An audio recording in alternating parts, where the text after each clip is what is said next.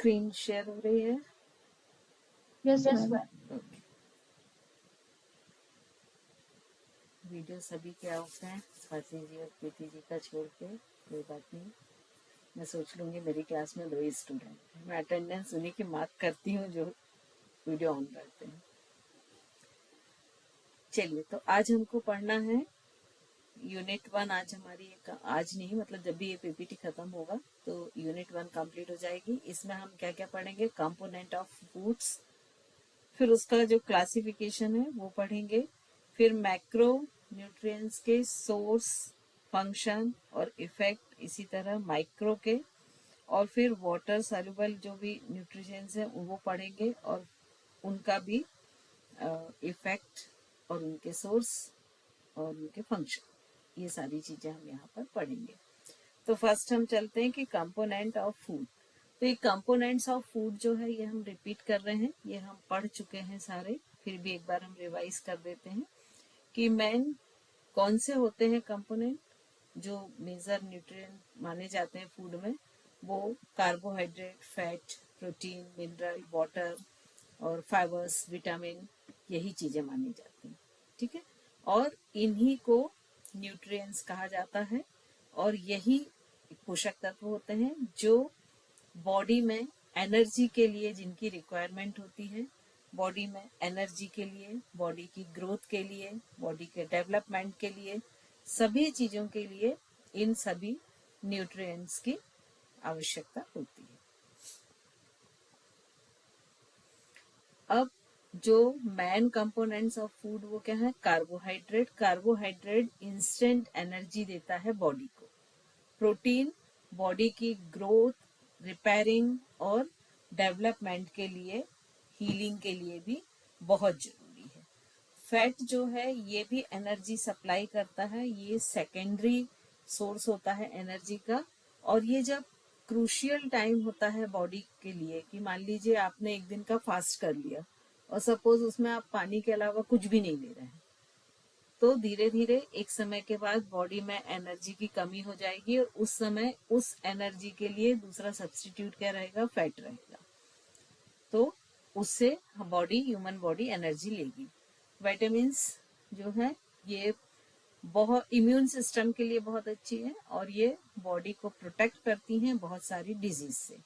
Minerals, minerals भी जो है जितने भी बॉडी में फंक्शन चलते हैं उन फंक्शन के लिए ये रिक्वायर होते हैं, साथ ही बॉडी की मेंटेनेंस और बॉडी की ग्रोथ के लिए, खासकर बोन स्ट्रक्चर वगैरह के लिए बहुत अधिक जरूरी होते हैं।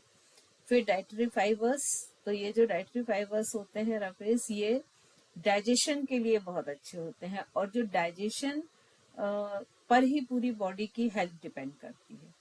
तो डाइजेशन हेल्थ के लिए ये फाइबर्स बहुत अच्छे माने जाते हैं।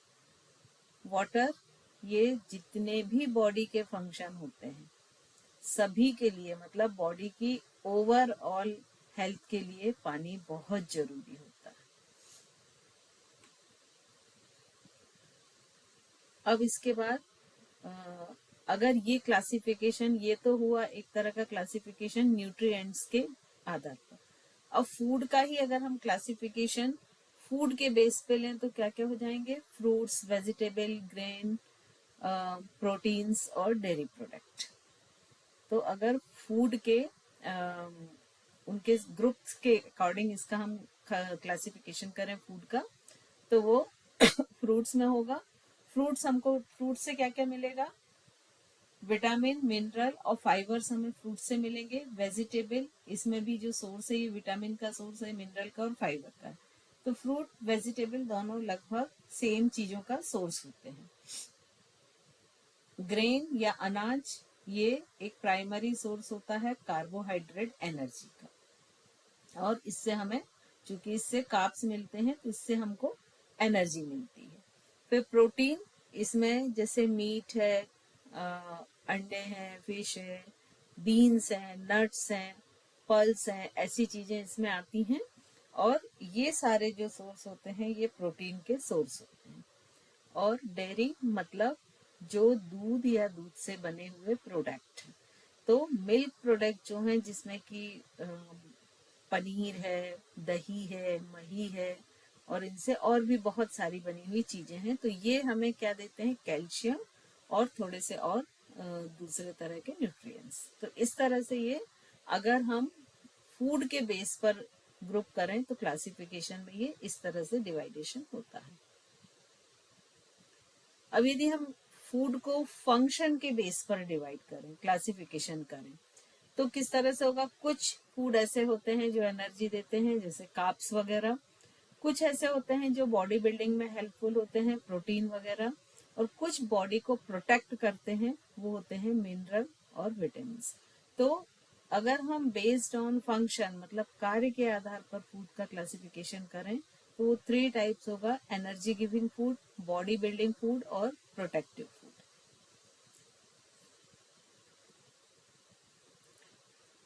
अगर हम ओरिजिन की, वो फूड का ओरिजिन क्या है उसके बेस पर हम इसका क्लासिफिकेशन करें तो वो 2 टाइप का होगा, एक तो एनिमल बेस्ड और एक प्लांट बेस्ड। तो ये दो जो वेजिटेबल्स हैं, फ्रूट्स हैं, ये सारी किस में आ जाएंगी, प्लांट बेस्ड, और जिसको कौन मोस्टली जो वेजिटेरियन होते हैं वो उसे कंज्यूम करते हैं। और जो प्लांट बेस्ड ये सारी रहती है, जो एनिमल बेस्ड होती है उसमें नॉन वेज आते हैं और वो नॉन वेजिटेरियन डाइट में उसको शामिल किया जाता है। अब अगर प्लांट बेस्ड प्रोडक्ट है उनको भी हम डिवाइड करते हैं तो उनका क्लासिफिकेशन कुछ किस टाइप से होगा कि फ्रूट होंगे, वेजिटेबल होंगे, पल्स होंगे और सीरियल्स होंगे। तो इस तरह से ये डिवाइडेशन प्लांट बेस्ड का होगा। तो इस तरह से अगर हम देखें तो ये जो फूड का क्लासिफिकेशन है ये एक तो केमिकल के बेस पे हो जाएगा। तो केमिकल के बेस पे क्या होगा, carbohydrate, protein, fat, vitamin, mineral, dairy fibre और वाटर। फिर अगर हम इसको बॉडी बेस्ड करते हैं या इसके फंक्शन पर करते हैं तो क्या हो जाएगा, एनर्जी गिविंग, बॉडी बिल्डिंग और प्रोटेक्टिव। फिर यदि इसको केमिकल प्रॉपर्टी के बेस पे करते हैं तो ऑर्गेनिक, इनऑर्गेनिक, 2 तरह का हो जाएगा। यदि इसको बाय मास की कौन सा कितना लेना चाहिए, क्वांटिटी के बेस पे करते हैं तो मैक्रोन्यूट्रिएंट्स और माइक्रोन्यूट्रिएंट्स। यदि इनके ओरिजिन के बेस पे इसको क्लासिफाई करते हैं तो प्लांट बेस्ड और एनिमल बेस्ड फूड। और अगर इसकी जो न्यूट्रिटिव वैल्यूज होती है उसको हम किस में नापते हैं, कैलोरीज में। ठीक है, तो इसको 12 कैलोरीज की अलग अलग कैटेगरीज हैं जिसमें हम डिवाइड करते हैं। 12 कैटेगरी है। अब इसमें न्यूट्रिएंट्स के टाइप के हिसाब से यदि इसको क्लासिफाई करते हैं तो एक तो होते हैं ऑर्गेनिक और एक होते हैं इनऑर्गेनिक। तो ऑर्गेनिक कौन से होंगे, जिसमें कार्बन प्रेजेंट होता है, और वो कौन कौन से हैं, कार्बोहाइड्रेट, प्रोटीन, फैट, विटामिन। और इनऑर्गेनिक कौन से होते हैं, जिनमें कार्बन का कंटेंट नहीं होता है। इसमें कौन कौन सा आता है, मिनरल और पानी। तो ये इस तरह से न्यूट्रिएंट के बेस पे डिवाइड हो जाते हैं। अब कैलोरी डेंसिटी के हिसाब से अगर हम करें तो ये मैक्रो और माइक्रो 2 में होते हैं। तो जो मैक्रो होते हैं अगेन फिर वही फैट, कार्बोहाइड्रेट और प्रोटीन जो हम शुरू से पढ़ते आ रहे हैं वही चीजें होती हैं। और अगर हम माइक्रो के हिसाब से करते हैं तो मिनरल और विटामिन। फिर अगर फंक्शन के बेस पर और कैलोरी के लेवल पर हम डिवाइड करते हैं तो वो एनर्जी गिविंग फूड और हाई कैलोरी गिविंग फूड, 2 तरह से फूड में क्लासिफिकेशन होता है। और जो एनर्जी गिविंग फूड होते हैं तो एनर्जी किससे मिलती है, कार्ब से मिलती है। तो ये फूड कार्बोहाइड्रेट रिच होंगे, फैट इसमें बहुत होगा, और ये दोनों ही जो है एनर्जी के सोर्स हैं। और हाई कैलोरी फूड, तो इसमें वैसे जो फूड होते हैं वो शामिल किए जाते हैं कि जिनमें बहुत अधिक हाई कैलोरीज मिलती है, जैसे मीट है, केक है, और जिसमें शुगर बहुत अधिक रहती है, स्वीट्स किसी भी तरह का यदि होगा तो ये सारी चीजें इसमें आ जाती हैं। फिर लो कैलोरी वाले फूड कौन से होंगे, जिनमें जो कैलोरीज होती है वो कम होती है और इसमें ज्यादातर कैलोरी कम होती है, तो उसमें पानी और फाइबर अधिक हो जाता है। और ये दोनों चीजें ही जो हैं डाइजेशन के लिए बहुत अच्छी हैं। और ज्यादातर जितने भी फ्रूट्स और वेजिटेबल आते हैं वो इसी कैटेगरी में आते हैं, लो कैलोरी फूड में। और एम्प्टी कैलोरी तो कुछ ऐसे खाद्य पदार्थ होते हैं कि जो जिनमें कैलोरी नहीं होती है या जो कैलोरी बिल्कुल नहीं देते। तो इस तरह के जिनमें न्यूट्रिएंट्स नहीं होते हैं तो वो भी इसी के अंतर्गत आएंगे। तो जितने भी कोल्ड ड्रिंक्स होते हैं, कैंडीज होती है, अल्कोहल होते हैं, वो सारे इस कैटेगरी में आते हैं कि जिनमें किसी तरह की कोई कैलोरी नहीं होती। फिर जो क्लासिफिकेशन है फूड का, वो उनके ओरिजिन के हिसाब से है, केमिकल कंपोजिशन के हिसाब से, फंक्शन के हिसाब से और न्यूट्रिटिव वैल्यू के हिसाब से। तो इस तरह से इसका फूड का क्लासिफिकेशन हुआ। अब हम सबसे पहले देखेंगे कार्ब, है ना। अब हम आ रहे हैं मैक्रोन्यूट्रिएंट्स पे। तो मैक्रोन्यूट्रिएंट्स के में भी हम क्या क्या देखेंगे, वो क्या है, उसका क्लासिफिकेशन क्या है, उसका सोर्स क्या है, उसके फंक्शन क्या है और उसके बॉडी पर इफेक्ट क्या है। तो हर एक एलिमेंट का हम ये देखते जाएंगे। तो सबसे पहले हम क्या ले रहे हैं, कार्ब्स ले रहे हैं, जिसको हम कार्बोहाइड्रेट ही बोलते हैं। तो ये जो कार्बोहाइड्रेट है, इसका जो क्लासिफिकेशन है वो कैसे होता है कि ये सिंपल और कॉम्प्लेक्स दो पार्ट में डिवाइड होता है। और जो सिंपल है उसमें क्या क्या आ जाता है, ग्लूकोज और लैक्टोज, मतलब मोनोसेक्राइड और डाइसेक्राइड।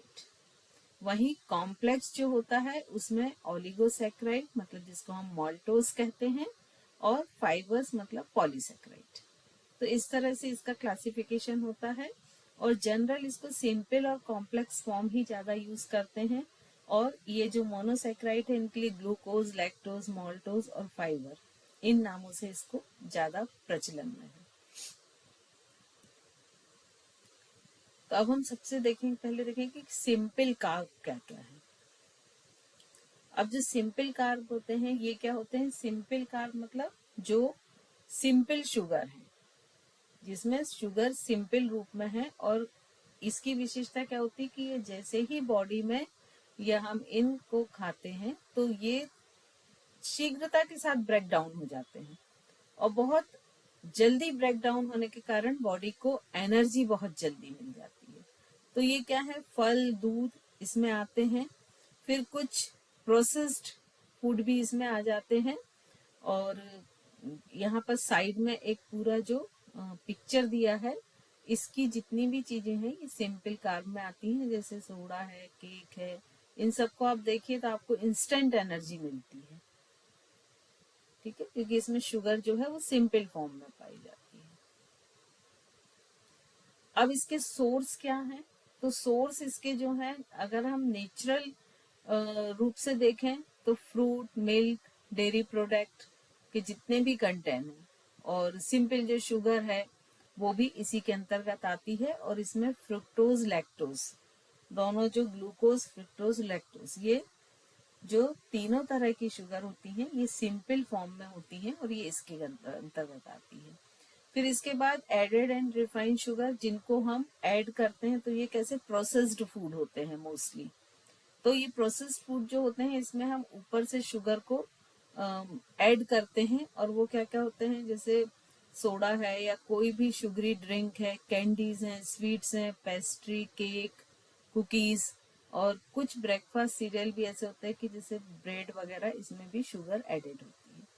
तो ये सारे जो हैं ये सोर्स हैं कार्ब के, सिंपल कार्ब के। अब ये बॉडी को कैसे इफेक्ट करते हैं, तो ये चूंकि बहुत क्विक एनर्जी देते हैं, तो जैसे ही ये सिंपल कार्ब वाला फूड कोई भी पर्सन खाता है, और खाने के साथ ही तेजी से वो जो सिंपल कार्ब वाला फूड होता है वो ब्रेक डाउन होता है और ब्लड में शुगर को रिलीज करता है, और जिससे तेजी के साथ शरीर में एनर्जी ग्रो होती है। और ये जो इसमें क्या क्या न्यूट्रिएंट कंटेंट रहते हैं, जितने भी नेचुरल सिंपल शुगर वाले फ्रूट्स हैं, डेयरी प्रोडक्ट हैं, तो ये सारे जो जितने इनमें सब में जो प्राकृतिक रूप से सिंपल शुगर है वो इसमें पाई जाती है। इनमें इसके साथ साथ विटामिन, मिनरल्स और फाइबर भी रहते हैं। तो सारे फ्रूट्स और डेयरी प्रोडक्ट्स इनको हम इसमें शामिल करेंगे। और कुछ एडेड होते हैं, उनमें कौन से होते हैं? प्रोसेस्ड फूड, तो जो हम जिसमें हम शुगर ऊपर से ऐड कर देते हैं। तो ये इस तरह से बॉडी को इफेक्ट करते हैं।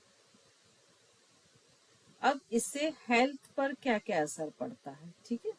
तो सबसे पहले जो शुगर ऊपर से ऐड करते हैं वो कैसी होनी चाहिए? वो कम से कम होनी चाहिए, क्योंकि जो एक्सेस शुगर हम ऐड कर रहे हैं वो अक्सर ओबेसिटी या हार्ट रिस्क फैक्टर को बढ़ाएगी, कैंसर को बढ़ाएगी। तो ये सारे रिस्क फैक्टर इंक्रीज होने के कारण जो एडेड शुगर है वो हमें बहुत ही लिमिट में रखना चाहिए। फिर चूज होल फूड। हम बहुत अधिक ऐसे जो फ्रूट हैं कि जो बहुत प्रिजर्व्ड हों या लंबे समय तक रखे हुए हों, उनके अलावा उसके बजाय हम कोशिश करें कि साबुत फ्रेश फल लें, क्योंकि आजकल प्रिजर्व फ्रूट भी आते हैं, अगर आप लोग ने देखा होगा तो कोशिश करें। जैसे एक एग्जाम्पल हम लेते हैं जो बहुत फेमस है, आंवला। आंवला हम फ्रेश भी ले सकते हैं और आंवले को कैंडी के रूप में प्रिजर्व भी कर लिया जाता है ना? तो हम यहाँ पर कोशिश करें कि किसको चूज करें? जो प्रिजर्व नहीं है, फ्रेश है, उसको करें।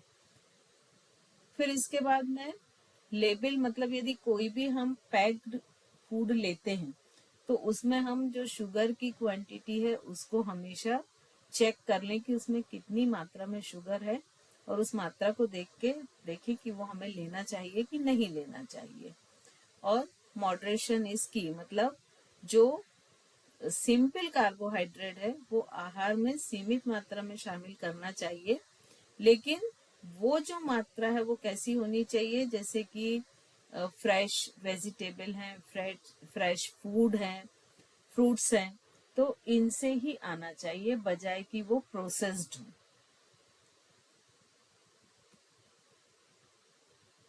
अब इसके बाद आते हैं हम कॉम्प्लेक्स कार्ब पर। तो ये जितने भी चीजें हैं इनसे हमको कॉम्प्लेक्स कार्ब मिलता है। अब कॉम्प्लेक्स कार्ब क्या होता है कि उनमें जो सिंपल शुगर की जगह एक शुगर मॉलिक्यूल्स की एक बहुत सारी लंबी चेन जैसी होती है, और वो जो मॉलिक्यूल्स हैं एक चेन में पाए जाते हैं, और ये बहुत सारे साबुत अनाज, फलियां, सब्जियां इनमें पाए जाते हैं। और कॉम्प्लेक्स जो कार्बोहाइड्रेट होता है ये क्या करता है? जब भी इसको कोई भी ह्यूमन लेता है तो ये शरीर में जाता है, धीरे धीरे ब्रेक डाउन होता है और धीरे धीरे एनर्जी को रिलीज करता है। तो दोनों में मेन अंतर क्या हो गया कि जो सिंपल कार्ब्स हैं वो इंस्टेंट एनर्जी के लिए हैं, लेकिन जो कॉम्प्लेक्स कार्बोहाइड्रेट हैं इनसे लंबे समय तक हम एनर्जी को पा सकते हैं। तो यहाँ पर इसमें जो भी चीज सिंपल कार्ब होती है उसकी तुलना में ये जो कॉम्प्लेक्स कार्ब होते हैं ये अधिक हेल्दी होते हैं। इनको लेना बॉडी के लिए ज्यादा अच्छा होता है। यहाँ पर जितने भी, मतलब ये ब्राउन राइस है, बीन्स है, और किनोआ है, ओट्स है, ब्रोकली है, किडनी बीन्स है, इन सब में कॉम्प्लेक्स कार्बोहाइड्रेट्स मिलते हैं। अब ये कॉम्प्लेक्स कार्बोहाइड्रेट क्या है? तो सिंपल कार्बोहाइड्रेट में सिंपल शुगर मॉलिक्यूल होता है, जबकि इसमें बहुत सारे शुगर मॉलिक्यूल की एक लिंक हुई चेन होती है, और ये शरीर में सिंपल कार्बोहाइड्रेट के कंपैरिजन में धीरे धीरे डिसॉल्व होते हैं या ब्रेक डाउन होते हैं, और धीरे धीरे ब्रेक डाउन होने के कारण इनसे जो ग्लूकोज रिलीज होता है वो भी धीरे धीरे होता है, और धीरे धीरे ग्लूकोज आने के कारण एनर्जी का रिलीज भी धीरे धीरे होता है। तो यहाँ पर पूरी एनर्जी जनरेट होने तक की प्रोसीजर स्लो होती है, जबकि सिंपल कार्ब में यही प्रोसीजर बहुत फास्ट होती है। और फाइबर, विटामिन और खनिज ये इनमें ये तत्व भी पाए जाते हैं। तो यहाँ पर जो पिक्चर दिया है इसमें कॉम्प्लेक्स कार्ब के एग्जाम्पल हैं। कुछ ओट्स होते हैं, ओट्स में है, ब्राउन राइस में है, ये भी हमने लास्ट में भी देखा था, स्वीट पोटैटो में है, वाइट पोटैटो में है, तो इन पंपकिन में है। तो इस तरह की जो चीजें होती हैं इनमें कॉम्प्लेक्स कार्ब होते हैं, और जब ये हम खाते हैं तो धीरे धीरे एनर्जी रिलीज होती है। अब इसके सोर्स क्या है, तो अभी जो हम पढ़ रहे थे वही है इसके सोर्स। एक तो साबुत अनाज है, होल ग्रेन है, जिसमें क्या क्या आ जाता है, brown rice, wheat, whole wheat, bread, oats, quinoa और बार्ली। तो ये सारी चीजें इसके सोर्स हैं कॉम्प्लेक्स कार्बोहाइड्रेट के। फिर उसके बाद कुछ लेग्यूम्स हैं जिसमें कि बीन्स, लेंटिल्स एंड पीस, ये सारे चीजों में मिलेगा। कुछ वेजिटेबल्स हैं, उसमें कौन कौन सी हैं, स्वीट पोटैटो, कॉर्न, और बहुत सारी जो स्टार्ची और नॉन स्टार्ची दोनों दोनों तरह के वेजिटेबल्स में ये पाई जाते हैं। और ये वेजिटेबल्स में क्या अभी हमने देखा कि जैसे पोटैटो है, ब्रोंकेली है, इन सब में ये चीजें ये कॉम्प्लेक्स पाया जाता है। फिर ये क्यों इम्पोर्टेंट है, जो कॉम्प्लेक्स कार्बोहाइड्रेट है ये बॉडी के लिए क्या इफेक्ट करता है बॉडी में और क्यों इम्पोर्टेंट है। तो ये जो है ये चूंकि बहुत स्लो डाइजेशन प्रोसेस करता है और तेजी से ब्लड में ग्लूकोज नहीं छोड़ता, तो ये सबसे पहले तो जो डायबिटिक पर्सन है उनके लिए ये बहुत अच्छा होता है, क्योंकि उनके ब्लड में ग्लूकोज धीरे धीरे रिलीज होती है और वो धीरे धीरे एनर्जी में कन्वर्ट होती है, तो उनकी डायबिटीज मेंटेन में रहती है। तो ये जो है ब्लड में तेजी से शुगर को बढ़ने से रोकते हैं। फिर ये न्यूट्रिएंट्स इसमें डेंस होते हैं, मतलब इसमें जो विटामिन, खनिज और फाइबर्स होते हैं वो अधिक होते हैं, अधिक मात्रा में होते हैं। और ये प्रमोट फुलफिलनेस, मतलब जब आप ये कॉम्प्लेक्स कार्ब खाते हैं तो आपका स्टमक कंपैरेटिवली सिंपल कार्ब्स के अधिक समय तक आपको भरा हुआ महसूस होता है, मतलब बहुत देर तक आपको भूख का एहसास नहीं होता है। जबकि जब हम सिंपल कार्ब्स लेते हैं तो बहुत जल्दी पेट भरता है और बहुत तेजी से भूख का एहसास भी बहुत कम समय में होने लगता है। तो इस तरह से ये जो कार्बोहाइड्रेट का ओवरऑल हम क्लासिफिकेशन देखें तो वो क्या क्या हमने देखा था, ये रिपीट इसलिए कर रही हूँ कि आप लोग को एक बार और थोड़े से शब्द दिमाग में बैठने लगेंगे। तो ये सिंपल और कंपाउंड में हुआ था, कॉम्प्लेक्स में हुआ था।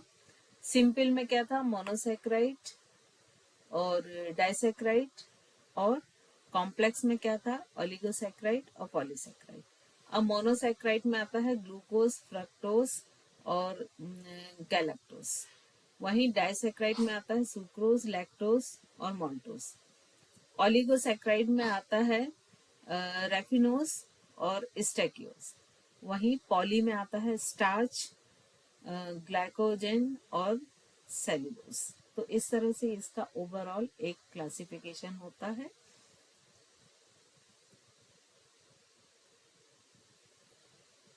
अब ये जो सिंपल और कॉम्प्लेक्स हैं, इन दोनों का एक कंपैरेटिव चार्ट दिया है कि किस चीजों में क्या क्या चीजें मिलती हैं। और अगर ओवरऑल देखें तो जो कार्बोहाइड्रेट है उनको 4 भागों में बांटा है, पहले 2 में, सिंपल और कॉम्प्लेक्स, और फिर मोनोसेक्राइड, डाइसेक्राइड, ओलिगोसेक्राइड, पॉलीसेक्राइड। और ये जो डिवाइडेशन है, ये जो टाइप है, किस पे डिपेंड है कि इसमें कितनी मात्रा में शुगर पाई जाती है और कौन सी उसमें शुगर पाई जाती है। तो जैसे मोनोसेक्राइड होते हैं इसमें सिंपल शुगर पाई जाती है ग्लूकोज की तरह। डाइसेक्राइड होते हैं उसमें 2 यूनिट्स में पाई जाती है शुगर, सुक्रोज की तरह। ओलिगो में 2 से 10 यूनिट्स होती हैं, और पॉलीगो में ये अनलिमिटेड लंबी चेन्स के रूप में शुगर्स पाई जाती है, जैसे स्टार्च में। तो इस तरह हम देखेंगे कि जो मोनोसेक्राइड है वो सबसे सरल कार्बोहाइड्रेट है, और ये बहुत ही जल्दी ब्रेक डाउन होते हैं और उसके बाद ये एनर्जी को रिलीज करते हैं। इसके एग्जाम्पल क्या है? ग्लूकोज, फ्रक्टोज और लैक्टोज। फिर दूसरे जो है वो डाइसेक्राइड है, और ये दो मोनोसेक्राइड जब आपस में जुड़ जाते हैं तो ये डाई बन जाते हैं। और ये इसका एग्जाम्पल क्या है? सुक्रोज। सुक्रोज कैसे बनता है? ग्लूकोज और फ्रक्टोज जब आपस में जुड़ता है तो सुक्रोज बन जाता है। लैक्टोज, लैक्टोज ग्लूकोज और गैलेक्टोज जब जुड़ता है तो लैक्टोज बन जाता है। माल्टोज, ग्लूकोज जब ग्लूकोज से ही जुड़ता है तो माल्टोज बन जाता है। तो इस तरह से ये जो मोनोसेक्राइड होते हैं ये डाइसेक्राइड में कन्वर्ट हो जाते हैं। अब ऑलिगोसेक्राइड देखेंगे। ये चूंकि कॉम्प्लेक्स हैं तो ये हाइड्रोलाइज होने पर ये जब मतलब ये टूटते हैं, हम ऐसा कह सकते हैं, या ऐसा कह सकते हैं कि ये 2 से 10 जब मोनोसेक्राइड आपस में यूनिट्स जुड़ते हैं तब एक ऑलिगोसेक्राइड बनाते हैं। या एक ऑलिगोसेक्राइड जब हाइड्रोलाइज होता है, टूटता है, तो 2 से 10 मोनोसेक्राइड बनाता है। इसके एग्जाम्पल क्या है? रेफिनोज और स्टेचियोज, ये दो इसके एग्जाम्पल हैं। पॉली भी, पॉलीसेक्राइड भी कैसा है? कॉम्प्लेक्स कार्ब्स है, और ये बहुत सारी एक लॉन्ग चेन बनती है मोनोसेक्राइड यूनिट्स की, तब ये बनता है। और इसका एग्जाम्पल है स्टार्च, ग्लाइकोजन और सेल्यूलोज। कुछ चीजें थोड़ी सी हमने रिपीट भी की हैं जिससे आपको वो रिकॉल हो सके, और कुछ चीजें मजबूरी थी क्योंकि सेम चीज वही थी। तो इस तरह मोनोसेक्राइड में देखिए ग्लूकोज, फ्रक्टोज और ग्लैक्टोज, उसका जो एटॉमिक स्ट्रक्चर होता है वो इस तरह का होता है। फिर ये जो मोनोसेक्राइड होते हैं ये चूंकि सबसे सरल होते हैं तो इसलिए इनको सिंपल शुगर भी कहा जाता है, और हाइड्रोलिसिस के द्वारा इनको और अधिक ब्रेक डाउन नहीं किया जा सकता है। ठीक है, क्योंकि ये सिंगल मॉलिक्यूल होता है। जैसे डाई में क्या हुआ? दो मोनोसेक्राइड जुड़े तो डाइसेक्राइड बने। तो वो जो दो जब मॉलिक्यूल जुड़ के एक बना रहे तो उनको हम दो में तोड़ सकते हैं हाइड्रोलिसिस द्वारा, लेकिन यहाँ पर चूंकि एक ही है तो उसको हम तोड़ नहीं सकते हैं, और इसमें ग्लूकोज, फ्रक्टोज और ग्लैक्टोज जो है वो शामिल किया जाता है। और इसमें मोस्टली कार्बन, हाइड्रोजन और ऑक्सीजन के एटम्स होते हैं। ये मीठे होते हैं, पानी में ये घुल सकते हैं, घुलने वाले होते हैं। तो जो मोनोसेक्राइड होते हैं, इसका ये आपको मैंने बता दिया कि इसमें कार्बन, हाइड्रोजन और ऑक्सीजन होते हैं। ये ट्रांसपेरेंट क्रिस्टल के रूप में होते हैं, स्वीट होता है इनका टेस्ट, और ये पानी में घुलनशील होते हैं। फिर ये जो फ्रक्टोज होता है ये चेरी में पाया जाता है। माल्टोज होता है ये मालसीज में ग्लूकोज पाया जाता है, और फिर जो योगर्ट वगैरह होता है उसमें ग्लैक्टोज पाया जाता है। तो ये उसके सोर्स हैं जिसमें कि ये चीजें पाई जाती हैं। अब ये जो सिंपल शुगर होती है इनकी विशेषता क्या होती है कि ये बहुत कार्बोहाइड्रेट का सबसे सिंपल रूप है, और इसमें शुगर की एक यूनिट होती है। ये वाटर सॉल्युबल है, और ज्यादातर ये जब पानी में इसको घोला जाता है तो ये वैसे ही पानी का ट्रांसपेरेंट, कलरलेस, कोई भी गंध नहीं होती है इसमें, इस चीज को मैनेज करते हैं। ये बहुत अधिक मीठे होते हैं, और ये जब ब्लड में जाके ग्लूकोज में कन्वर्ट होते हैं तो ये एनर्जी, हर एक सेल तक एनर्जी को ब्लड के थ्रू पहुंचाते हैं। ग्लूकोज ही वो प्रोडक्ट है जिसके कारण हर सेल तक एनर्जी पहुंचती है। ये इतना डिटेल अब रहने दीजिए इसको, मोनोसेक्राइड को। ठीक है, तो अब ये ज्यादातर ये कैसे बनते हैं? ये प्लांट्स में दिया है, क्योंकि हम किससे लेते हैं? ये प्लांट्स से ले रहे हैं, फ्रूट या वेजिटेबल से। तो जब पानी, कार्बन डाइऑक्साइड की प्रेजेंस में, वो जो पौधा है सनलाइट की प्रेजेंस में क्लोरोफिल बनाता है, तो वहां पर ग्लूकोज बनता है और ऑक्सीजन रिलीज होती है। तो ये प्रोसीजर से उस पौधे में ग्लूकोज बनता है।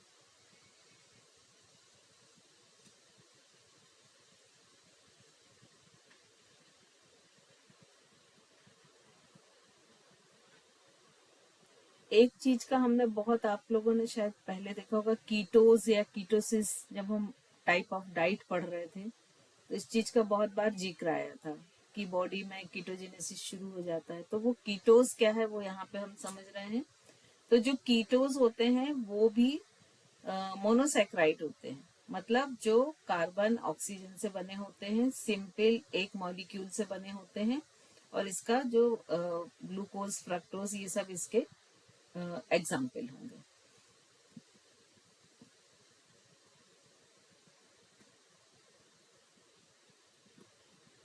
अब हम कीटोसिस के बारे में देखेंगे, जिसको हमने बार बार यूज हुआ था। तो कीटोसिस जो है वो एक मेटाबॉलिक स्टेज है, जहां पर शरीर क्या करता है कि मान लीजिए आपने कम कार्बोहाइड्रेट को का सेवन किया है, कंज्यूम कम हुआ है, तो ये क्या करता है कि एनर्जी के लिए ग्लूकोज की जगह फैट को डिसॉल्व करने लगता है। एक आपने कीटोसिस डाइट सुना होगा, जब हम डाइट पढ़ रहे थे तब हमने पढ़ा था उसमें। तो ये कीटोसिस डाइट वही है कि जिसमें हम लो कार्बोहाइड्रेट लेते हैं, और कार्बोहाइड्रेट बहुत कम मिलने के कारण बॉडी क्या करती है कि बॉडी में डिपॉजिट फैट को जलाकर और उससे बर्न करके उससे एनर्जी को लेती है। और जो डिपॉजिट फैट होता है एक्सेस, वो जलने लगता है, तो वहां का फैट बर्न होने के कारण फैट जो है वो कम होने लगता है।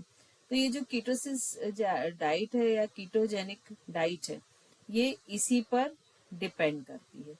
और ये ओबेसिटी के इसमें बहुत अधिक यूज होती है कीटोजेनिक डाइट।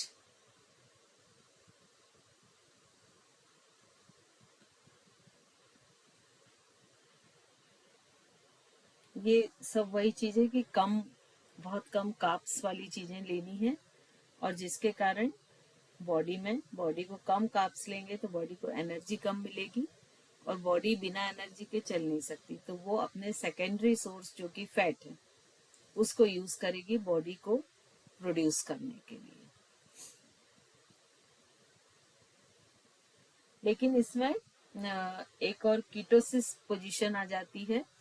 तो जो कीटोजेनिक डाइट होती है, जब उसको बहुत लंबे समय तक कोई करता है, तो कई बार कीटोसिस एक डिजीज होती है, वो हो जाती है, या एक अवस्था होती है बॉडी की, वो हो जाती है। और उसमें उसको कीटो फ्लू भी कहा जाता है।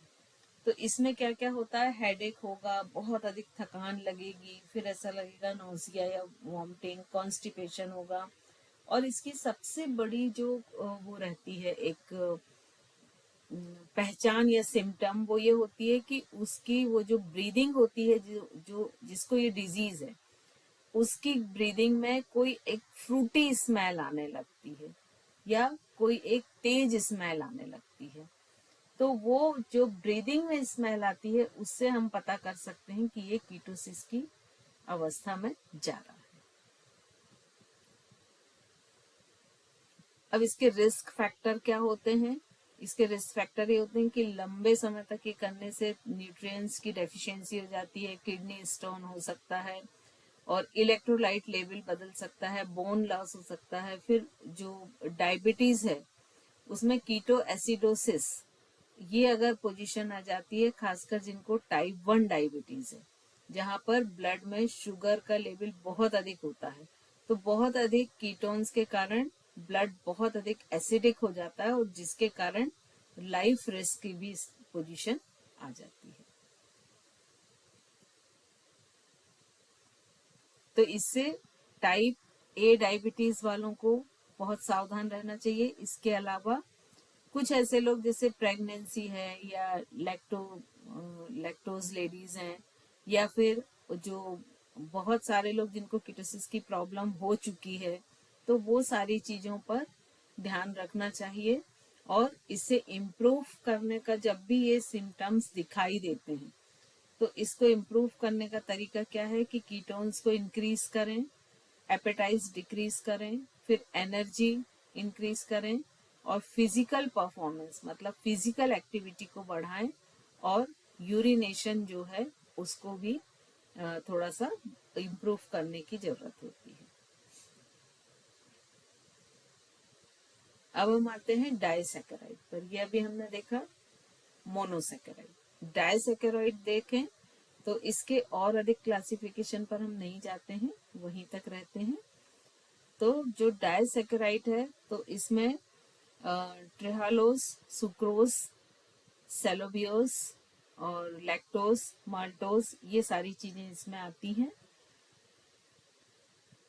तो यहाँ पर जो चूंकि जैसे इसका नाम ही है कि डाई, डाई का मतलब बायो के लैंग्वेज में दो होता है, तो डाई और सैकेराइड मतलब ये कैसे बनेगा, दो सैकेराइड्स को मिलके बन जाएगा। तो अब ये दो सैकेराइड्स जो हैं वो कोई भी मोनो दो सैकेराइड्स आपस में मिलके और ये बनाते हैं। और इसमें जिसमें दो समान होते हैं, जैसे ग्लूकोज से ग्लूकोज मिला तो उसको होमोडिसैकेराइड कहते हैं, और मान लीजिए ग्लूकोज से फ्रक्टोज मिला तो दो अलग अलग तरह के शुगर मिले तो उसको हेटेरोडिसैकेराइड्स कहते हैं। तो यहाँ पर पिक्चर में देखो ये बताया गया है कि जैसे माल्टोज जो बनता है डाइसैकेराइड वो कैसे बनता है, जब ग्लूकोज से ग्लूकोज के ही दो सैकेराइड, मतलब ये कैसा हो गया, होमोडिसैकेराइड हो गया ये दोनों मिलके माल्टोज बनाते हैं। इसी तरह से जब ग्लूकोज में ग्लैक्टोज मिल जाता है तो ये कौन से टाइप का हो गया, हेटेरोडिसैकेराइड, तो ये क्या बनाएगा, लैक्टोज। और जब ग्लूकोज के साथ फ्रक्टोज मिल जाता है तो ये सुक्रोज बनाता है। तो ये तीन तरह के जो डाइसैकेराइड हैं ये कैसे बनते हैं यहाँ पर दिया गया है। अब इनका क्लासिफिकेशन कैसे होता है कि रिड्यूसिंग डाइसैकेराइड, मतलब इसमें दो चूंकि मोनोसैकेराइड होते हैं तो अगर ये अलग अलग हो जाते हैं, है ना, तो ये अलग अलग होके किस तरह की किस चीज के प्रति प्रक्रिया करते हैं वो देखा जाता है। जैसे माल्टोज, सेलोबायोस और लैक्टोज, है ना, तो ये क्या करते हैं कि डाइसैकेराइड को थोड़ा सा रिड्यूस कम कर देते हैं, जिसको हम कह सकते हैं। और सेकंड है नॉन रिड्यूसिंग, तो इसको बस इतना ही याद रखें क्योंकि ये बहुत ज्यादा डिटेल में जाने की जरूरत नहीं है। ये हम देख चुके हैं होमोडिसैकेराइड और हेटेरोडिसैकेराइड, यदि सेम टाइप के जो मोनोसैकेराइड मिल रहे हैं तो होमोडिसैकेराइड, और अगर डिफरेंट तरह के मिल रहे हैं तो हेटेरोडिसैकेराइड। अब ये हम पॉलीगोसैकेराइड आई थिंक नेक्स्ट टाइम से लें, काफी हो गया आज के लिए।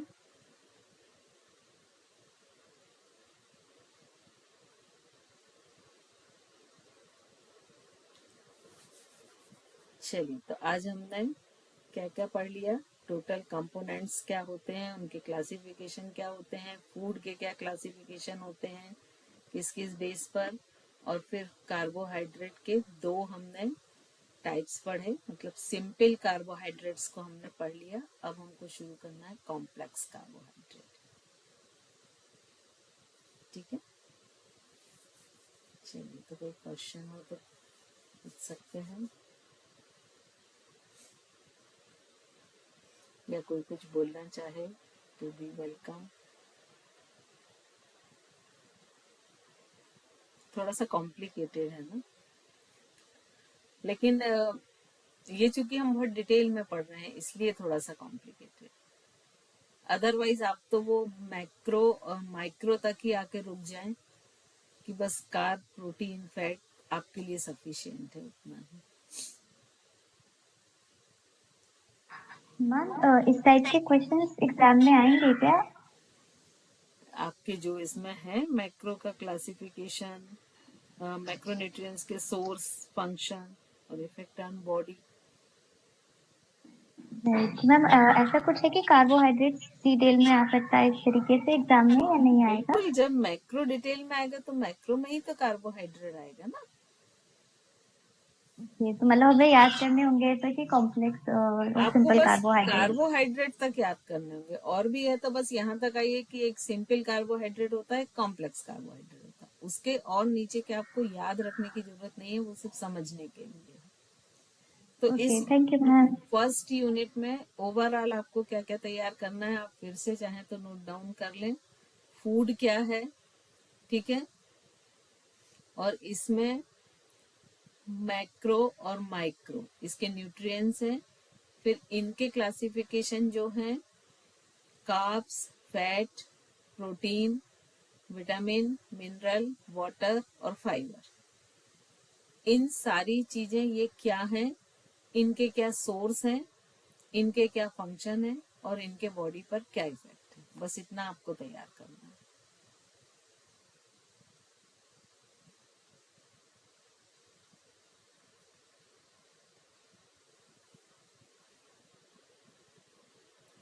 ठीक है।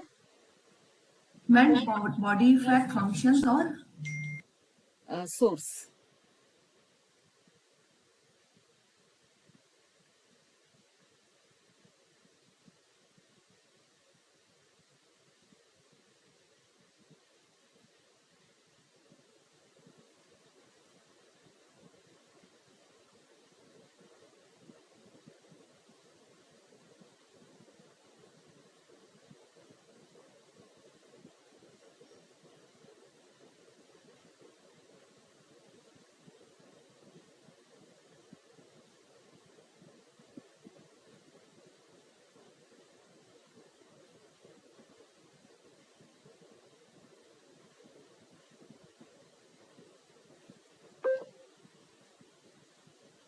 आई थिंक सभी को क्लियर है, तो यहाँ हम सेशन एंड करें।